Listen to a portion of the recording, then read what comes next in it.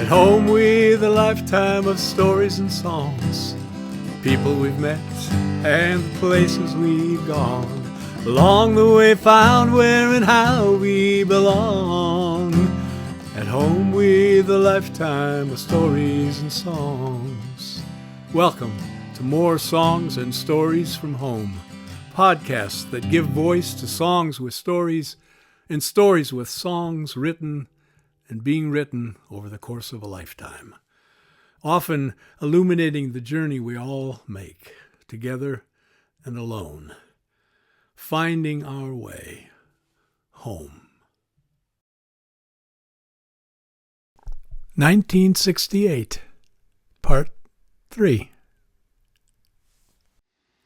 I remember flying into LAX from Hamilton, Bermuda, coming from that camp filled with inner city kids and all that had been, and then meeting up with the other guys in the morning ride to get ready for the championship rounds of a national talent show.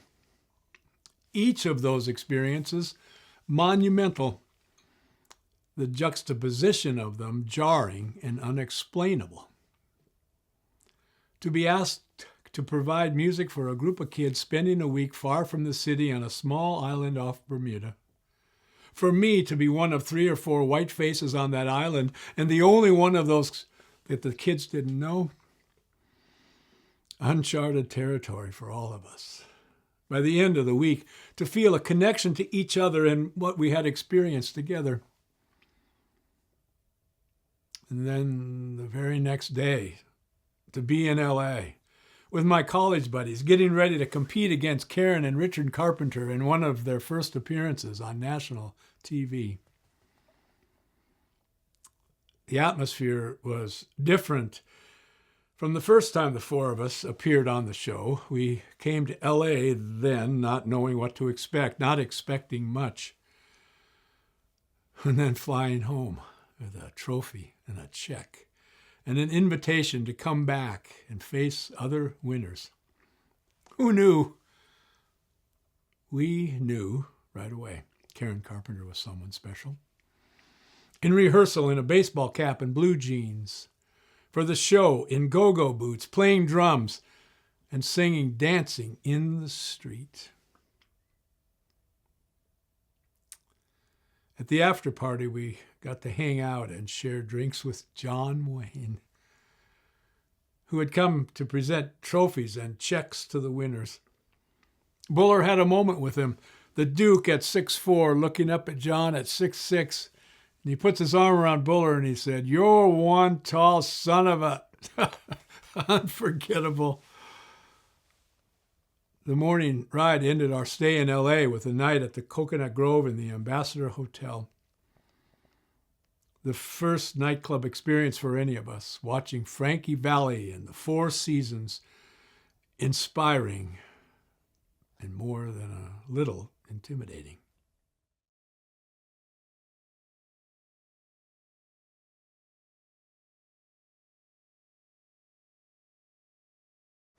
Dubček, The Odd Couple, Peggy Fleming, John Claude Keely, Rod McEwen, Tiny Tim, 2001 Space Odyssey. When Arthur Ashe won Wimbledon, there was no fear of AIDS. We'd beat disease and bigotry in 1968.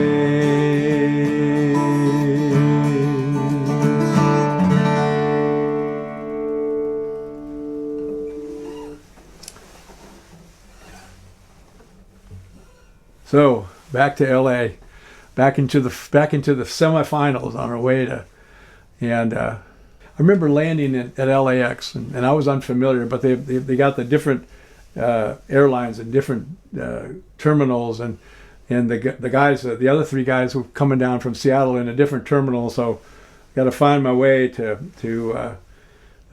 meet them, and boy, the sight for sore eyes, those guys. And I remember how good it felt to connect with them. And when we got back for the finals, in the they did 2 semifinal shows and then a final show all on the same day. And there were 8 acts that had won, and we were one of those.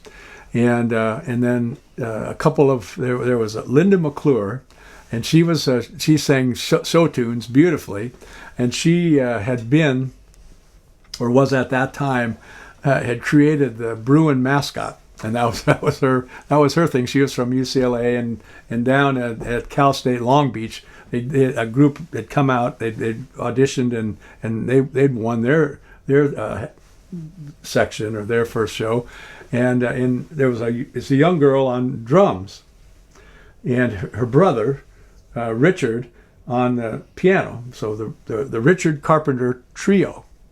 So it was the first national TV show that the Carpenters ever appeared on, and as it turned out, so we were on the show with those two, and so each show of the two shows they would choose two people to go on to the finals.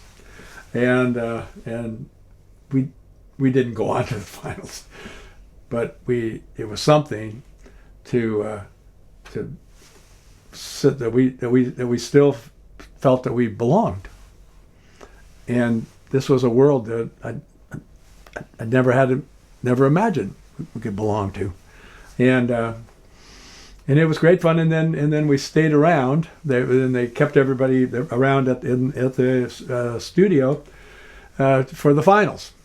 And John Wayne flew in his helicopter and landed, and he gave the grand prize to Linda McClure, second prize to the Carpenter Trio, and it was just this amazing experience, amazing moment, and I remember afterwards, the guys, the four of us went back to the Ambassador Hotel, to the Coconut Grove, and we listened to the Four Seasons. So Frankie Valli and the Four Seasons, and kind of that first show that you see in a nightclub situation, and we thought, well, cause we're just 21 a few months ago, and this is pretty cool. It's pretty great. And kind of those dreams, and that we were kind of close. The wall between it was just kind of getting a little thinner, and but then indeed I did got back on that plane and went back to New York and to the Lower East Side. Thank you for watching or listening to more songs and stories from home. Come back next time for part 4 of 1968, knowing you're welcome here at home with a lifetime of stories and songs.